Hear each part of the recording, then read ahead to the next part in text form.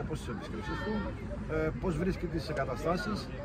Tell us a bit about your experience in Cyprus and how do you see the things and the environment. First of all, Kalispera. At this time and soon, and now only have great things to say. So everything is going to be really good. It's going to be so far so good. We are in an initial process of developing and implementing our ideas. I don't know if you want to translate. Λέει πως ξεκινήσαμε πολύ δυνατά και πως προσπαθά ήδη να κάνει το πλάνο του στην Κύπρο πιο καλό. Our process is about developing all the process of the training, considering the training methodology, the intervention with the kids, also about developing their skills and monitoring all their abilities in this process, considering not only what's the football training, but also all the areas that support them, like the nutrition, psychology, pedagogy, all of that is also considered, and even our know-how sharing also involves all the manager operation part, so it's a global and holistic process. Είναι εδώ για να μεταφέρει τη μεθοδολογία της FC Πόρτο στην Κύπρο, να βελτιώσει τα σκύλ των αθλητών μας και επίσης να παρέχει διατροφολογία, φυσιοθεραπεία και εξειδικευμένο πρόγραμμα στους αθλητές μας. Το network της FC Πόρτο είναι παγκόσμιο, είναι πολύ μεγάλο. Για ποιο λόγο επέλεξε η FC Πόρτο την Κύπρο? So FC Porto is a national team in Europe and Portugal. Why do you choose Cyprus? In our case, every time we open a Dragon Force school, which are the name of FC Porto schools, that's why it's Dragon Force by FC Porto, we always look for the correct and identify the partner that we want to work on, because it's not only about put the brand of the club, it's also about sharing know-how, about developing values, principles, way of being, not only in football but also in the life. So we cannot open a school or a space just for a brand, just for a branding. It's about considering all the characteristics important in the ones that we choose to work with. We found at this time the correct partner here also in Cyprus, like in the other places that we have in Portugal or abroad. So this is why we started now here with PAEK, with PAEK Academy, all this process about finding the correct people, the correct values, the common principles of being and working.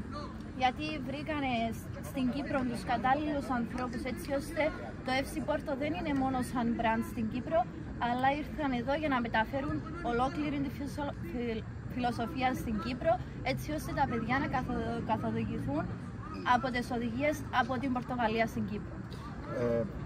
Το ποδόσφαιρο στην Κύπρο τροφοδοτείται ως επιτοπλίστων από ποδοσφαιριστές από την Πορτογαλία. Σε τι διαφέρει ένας Πορτογάλος ποδοσφαιριστής με έναν Κύπριο και σε τι υπερισχύει? So in Cyprus, we have lots of Portuguese guys playing here in Cyprus.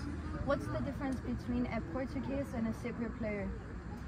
For us in this process, it's not about if it's Portuguese, if it's Cypriot, it's about developing the process and helping the kids to develop all their characteristics, being in Portugal, being now in Cyprus, being in Mexico, being in the other countries where we are, like Brazil or Zimbabwe.